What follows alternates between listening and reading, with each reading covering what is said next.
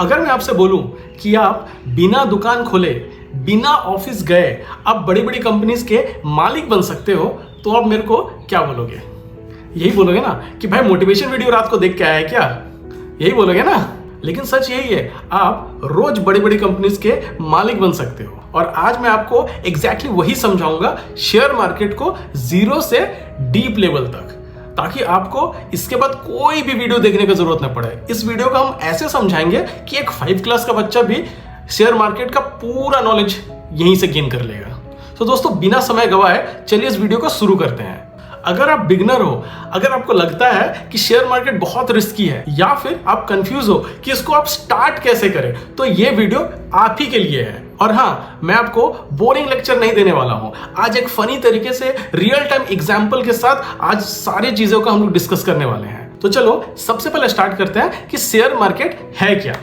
Simple language में share market एक जगह है जहां पे कंपनीज अपना हिस्सा बेचती है और लोग उसे खरीदते हैं। अब ये हिस्सा क्या होता है? हिस्सा को बोलते हैं शेयर। मान लो आपका एक दोस्त है रमेश। अब रमेश ने एक बर्गर शॉप खोला है। अब उसका बिजनेस बहुत अच्छा चल रहा है, लोग कस्टमर आ रहे हैं और उसका खरीदारी बहुत अच्छा से हो रहा है, एकदम जबरदस्त उसका चल रहा है दुकान। अब रमेश के मन में आता है कि चलो दुकान तो बहुत दिन हो गया चला रहे हैं, अब इस दुकान को थोड़ा बड़ा करते हैं ताकि प्रॉफिट मेरा बड़ा है। अब उसको चाहिए 1 लाख रुपया चाहिए, लेकिन उसके पास उतना पैसा नहीं है बिजनेस को एक्सपेंड करने के लिए, दुकान को बड़ा करने के लिए उसके पास उतना पैसा नहीं है। अब रमेश बैंक नहीं जाता है, वो आपके पास आता है और बोलता है मेरे बिजनेस में तुम 10,000 लगाओ और मैं तुम्हें अपना शॉप का 10% देता हूं। अब ये क्या हुआ? और आप पैसा दे देते हो। तो अब आप क्या हो गए? रमेश के बिजनेस का बिजनेस पार्टनर बन गए हो। मतलब अगर शॉप चलेगी तो आप भी कमाओगे, लेकिन अगर शॉप बंद होती है तो आप भी डूबोगे। और इसी तरीके से रमेश आपके साथ साथ 10 और लोगों को बोलता है कि आप 10,000 लगाओ।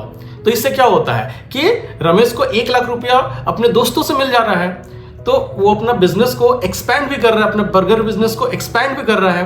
अब अगर बिजनेस अगर बढ़ता है तो सबको ही बढ़ते हैं, और बिजनेस अगर कमता है, किसी भी कारण अगर बंद होता है, तो सबके पैसे डूबेंगे। तो यही होता है शेयर मार्केट में। अब एक सवाल आपके मन में आया होगा कि कंपनीज तो फिर अपना शेयर क्यों बेचती है? तो यहीं से मैं एक सवाल आप ही को पूछता हूं कि रमेश ने क्यों आपसे 10,000 रुपया मांगा?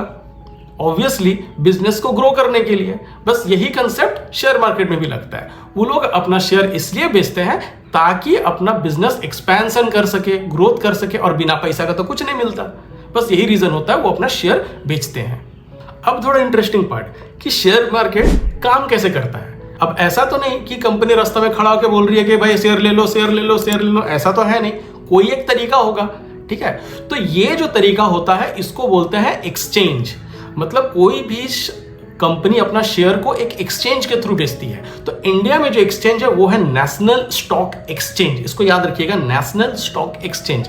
इसी के थ्रू जितना भी शेयर होता है उसको खरीदा जाता है या बेचा जाता है। आप अगर डायरेक्टली कंपनी के पास चले जाओगे और बोलोगे कि मेरे को शेयर चाहिए, तो ऐसा नहीं होता है। आपको एक्सचेंज के थ्रू ही आपको जो भी शेयर खरीदना है या बेचना है, आप ऐसा कर सकते हो। अब आपको यह बात समझ में आ गया कि कैसे खरीदा जाता है, कैसे बेचा जाता है। इसको एक सिंपल से एग्जांपल के साथ समझते हैं। आपने OLX का नाम तो सुना होगा। OLX मैंने बोला हूं, ओयो मैंने नहीं बोला हूं, ठीक है। तो OLX में आप लोग क्या करते हैं कि कोई भी सामान जो होता है, जो भी सामान आपको बेचना होता है सेकेंड हैंड, तो आप क्या करते हैं उसमें पोस्ट करते हैं, और जो लोग खरीदता है तो उसी के थ्रू खरीदता है। उसी तरह जिसको बेचना है वो बेच रहा है, जिसको खरीदना है खरीद रहा है। डायरेक्टली तो नहीं हो रहा है। OLX एक तो प्लेटफॉर्म है ना जहां से आप लोग कर रहे हो, तो वैसे ही सेम एक्सचेंज एक प्लेटफॉर्म है जहां पर जो सेलर और बायर उसी के थ्रू कर रहा है। डायरेक्टली नहीं होता, जैसा OLX में नहीं होता डायरेक्टली, वैसे यहां पर भी डायरेक्टली नहीं होता है शेयर को बाय या एक्सचेंज। अब सबसे कंफ्यूजिंग चीज जो बहुत लोग कंफ्यूज करते हैं और समझ में नहीं आता है कि शेयर का जो प्राइस है वो बढ़ता है और घटता है, कैसे होता है भाई? ये लोग, बहुत लोग इस चीज में फंसते हैं। तो दोस्तों इसको बहुत अच्छे से मैं समझाता हूं। देखिए, शेयर का प्राइस ऊपर नीचे होने का सिंपल सा लॉजिक है, वो है डिमांड एंड सप्लाई। मतलब मार्केट में कितना डिमांड है और कितना सप्लाई है। अगर ज्यादा लोग किसी कंपनी का शेयर ज्यादा खरीदते हैं तो फिर उस स्टॉक का जो प्राइस है वो बढ़ेगा। वही अगर ज्यादा लोग अगर उस कंपनी का शेयर को बेचते हैं तो उस कंपनी का जो शेयर जो कंपनी सेट किया है वो डाउन होगा। समझ में आ गया? इसको एक रियल टाइम एग्जांपल के साथ समझाता हूं आपको, अब भी पूरा चीज क्लियर कर देता हूं। जैसे कि आपका दोस्त रमेश, मान लो रमेश का जो बर्गर का दुकान था उसका जो प्रॉफिट है, मतलब उसका जो सेलिंग बहुत ज्यादा हो रहा है, प्रॉफिट एकदम जबरदस्त एकदम बढ़ रहा है। अगर वो बढ़ रहा है तो सब लोग क्या सोचेंगे कि चलो रमेश भाई का जो बर्गर का दुकान है वो बढ़ रहा है, चलो यहां पर पैसा लगाते हैं। और जब ज्यादा लोग जब उसमें जब पैसा लगाएंगे तो क्या होगा कि उसका जो प्राइस है, मतलब शेयर का जो प्राइस है वो फिर बढ़ना शुरू हो जाएगा। ठीक है ना? और अगर न्यूज आता है कि रमेश भाई का जो दुकान है वो अभी चल रहा नहीं है ठीक से, मार्केट में कोई आ रहा नहीं है, तो फिर लोग क्या करेंगे? सब कोई डर जाएंगे, और डर के मारे लोग क्या करेंगे कि अपना जो इन्वेस्टमेंट जो किए हैं उसको बेचना शुरू करेंगे। ठीक है? बहुत लोग खरीदेंगे ही नहीं, मतलब बहुत लोग इन्वेस्टमेंट करेंगे ही नहीं। सब क्या करेंगे कि नहीं, इसे आइदर इसमें इन्वेस्ट नहीं करते हैं, या जो लोग इन्वेस्ट किए हैं वो लोग भी पूरा बेचना शुरू करेंगे। और एक बार लोग सब बेचना शुरू करते हैं तो फिर जो स्टॉक का जो प्राइस है, यानी शेयर प्राइस जो है उस पर्टिकुलर उनका जो दुकान का, वो डाउन हो जाएगा। तो बस यही होता है प्राइस को अप या डाउन होने का रीजन। मतलब शेयर मार्केट थोड़ा इमोशनल भी होता है। लोग खुश तो मार्केट ऊपर गया, लोग दुखी तो मार्केट भी डाउन हो रहा है, स्टॉक का प्राइस डाउन हो रहा है। अब एक इंपॉर्टेंट चीज, आप शेयर को तो खरीद लिए हो, लेकिन उसको रखोगे कहां? नेशनल बैंक से आप खरीद रहे हो, लेकिन अब उसको रखोगे कहां पे? पॉकेट में तो नहीं रखोगे, कहीं पर तो रखना होगा। तो देखिए, बैंक जैसा होता है कि वहां पर पैसा जमा किया जाता है, ठीक है ना? वहां पर शेयर को आप नहीं जमा कर सकते हो, आप जो खरीद रहे हो उसको वहां पर नहीं जमा कर सकते हो। इसलिए उसके लिए होता है स्पेशल, उसको बोलते हैं डीमैट अकाउंट। ठीक है ना? डीमैट अकाउंट जो होता है वहां आप ओनली शेयर को रख सकते हो, वहां पैसा नहीं रख सकते हो। जैसे बैंक अकाउंट में पैसा रखा जाता है वैसे ही डीमैट अकाउंट में शेयर रखा जाता है। अब दोस्तों जानते हैं, और आपको जानना चाहिए कि लोग लॉस क्यों करते हो, और इसी कारण लोग ज्यादातर डरते हैं इन्वेस्टमेंट करने के लिए। तो अब सच सुनो, ज्यादातर लोग शेयर मार्केट में अपना पैसा को डुबाते हैं। क्यों? पहला रीजन कि सबको जल्दी पैसा चाहिए, मतलब आज हम पैसा लगाएंगे कल मेरा डबल हो जाना चाहिए। ये थॉट बहुत लोगों के माइंड में होता है। तो भाई ये शेयर है, मैगी नहीं है कि आप आज लगा रहे हो कल बढ़ जाएगा। दूसरा रीजन, टिप पे इन्वेस्ट करना। बहुत लोग बोलते हैं भाई मेरे दोस्त के मामा ने बोला है, वो 20 साल से शेयर मार्केट में इन्वेस्ट कर रहा है, उसने बोला है कि ये वाला जो शेयर है इसमें इन्वेस्ट कर लो, रॉकेट की तरह एकदम जाएगा। अब देखिए, आप लोग क्या करते हैं कि अपने दोस्त पे भरोसा करते हैं और उसके बाद बिना सोचे समझे, बिना रिसर्च किए उस शेयर पे पैसा लगा देते हैं। फिर बाद में क्या होता है, वो शेयर रॉकेट नहीं पटाखा निकलता है, तो आप लोग फिर टेंस्ड हो जाते हैं, फिर बोलते हैं कि नहीं हम कभी भी नहीं लगाएंगे, इसमें लगाना चाहिए ही नहीं। तीसरा रीजन होता है, और बहुत ही कॉमन रीजन ये है कि जीरो नॉलेज। ना शेयर का नॉलेज है, ना मार्केट का नॉलेज है, बस शेयर को खरीद लिया और उसके बाद भगवान भरोसे कि भाई कल तो बढ़ ही जाएगा, लेकिन फिर जब कल आता है तो पता चलता है डाउन हो गया। यानी अगर प्रॉपर नॉलेज नहीं है तो फिर आपका जो पैसा है वो डूबेगा ही डूबेगा। अब मैं आपको एक करेक्ट वे बताता हूं कि इसको आप कैसे स्टार्ट करें। स्टेप नंबर 1, सबसे स्मॉल अमाउंट को इन्वेस्ट करो अपने कंफर्टेबल के अकॉर्डिंग।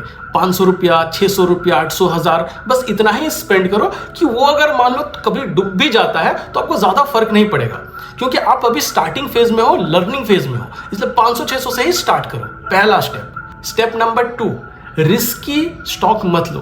देखिए, मार्केट में कुछ ऐसे भी स्टॉक्स हैं, ऐसे भी कंपनीज हैं जिनका जो प्राइस है वो बहुत वोलाटाइल होता है, मतलब बहुत अप डाउन होता है, तो उसमें मत लीजिए। ठीक ना? ऐसा किसी स्टॉक में इन्वेस्ट सबसे पहले करिए जो रिस्की बहुत कम हो, जो बहुत ज्यादा अप डाउन ना हो, जहां आपको प्रैक्टिस मिलेगा। स्टेप 3, इंडेक्स फंड को समझो। इंडेक्स फंड मतलब आप एक ही कंपनी में पैसा नहीं डाल रहे हो, आप टॉप कंपनीज में थोड़ा थोड़ा करके पैसा लगा रहे हो। जैसे top companies TCS, Infosys, Wipro, आप ये सब में थोड़ा थोड़ा करके पैसा लगा रहे हो। देखो, एक एग्जांपल के थ्रू समझाता हूं। सिंगल स्टॉक में इन्वेस्ट करना मतलब होता है कि आप एक ही लड़की के पीछे भाग रहे हो, और वही इंडेक्स फंड में अगर आप इन्वेस्ट करते हो उसका मतलब होता है कि आप अपना 50 ऑप्शन अलग से रखे हो कि अगर डूब भी जाता है तो दिल ज्यादा नहीं टूटेगा, 50 ऑप्शन और भी अवेलेबल है।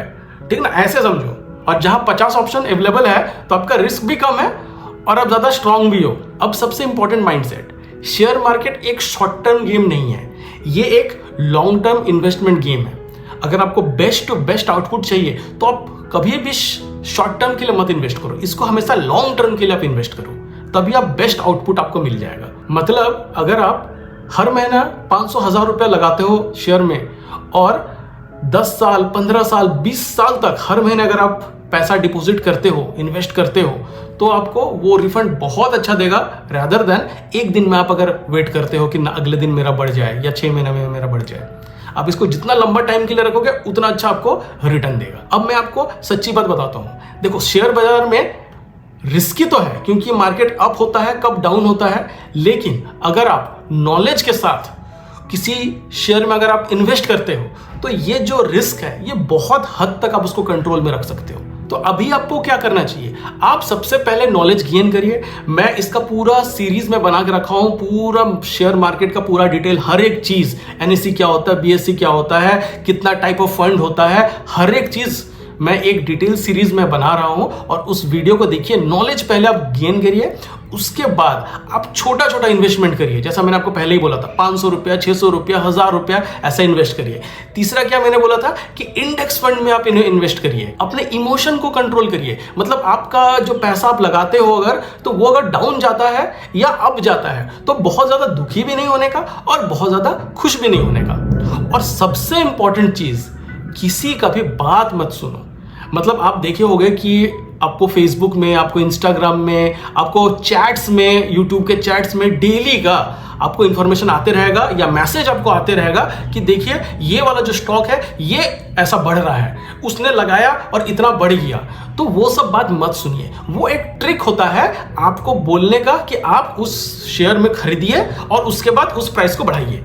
कभी कभार वो नहीं बढ़ता है, ठीक है ना, कभी डाउन भी हो जाता तो आपका लॉस हो जाएगा। इसलिए ये सब बात को एकदम ही अवॉइड करिए और अपना दिमाग लगा के, अपना रिसर्च करके फिर आप पैसा लगाइए किसी भी स्टॉक में। तो दोस्तों, आज आप लोगों ने इस वीडियो से क्या सीखा कि शेयर मार्केट इजी है, कंट्रोलेबल है। अगर इसको आप अंडरस्टैंडिंग करते हो, समझते हो, तो फिर आप इसमें बहुत ही आगे निकल सकते हो। दोस्तों, अगर आपको यह वीडियो पसंद आया होगा तो मेरे चैनल को सब्सक्राइब करिए, वीडियो को लाइक करिए, शेयर करिए अपने दोस्तों के साथ, और मुझे इंस्टाग्राम और फेसबुक पे फॉलो ज़रूर करिए क्योंकि मैं वहाँ पर रोज नए नए शॉर्ट वीडियोज़ वहाँ मैं अपलोड करता हूँ। आप वहाँ पर देखेंगे तो आपको बहुत सारा नॉलेज होगा।